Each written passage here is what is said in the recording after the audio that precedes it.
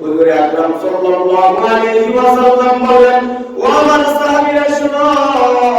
সব থেকে নিকৃষ্টতম চোর হলো ওই ব্যক্তি যে নামাজের মধ্যে চুরি করে।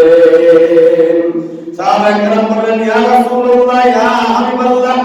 নামাজের মধ্যে আবার কেমন করে চুরি করে? হুজুর আকরাম সাল্লাল্লাহু আলাইহি ওয়াসাল্লামকে প্রশ্ন করার পর হুজুর আকরাম সাল্লাল্লাহু আলাইহি ওয়াসাল্লাম উত্তর করলেন, যে ব্যক্তি নামাজের মধ্যে রুকু ঠিকঠাক মতো আদায় করে না, নামাজের মধ্যে কেরাত ঠিকঠাক মতো করে না, এরকম সেজদা ঠিক মতো করে না, দাঁড়িয়ে থাকলে এরকম খালি তাড়াহুড়া করে, বলতেছেন যে ব্যক্তি নামাজের রুকু সেজদা এরকম যে ঠিক মতো আদায় করলো না, কমতি করলো, ওই ব্যক্তি হলো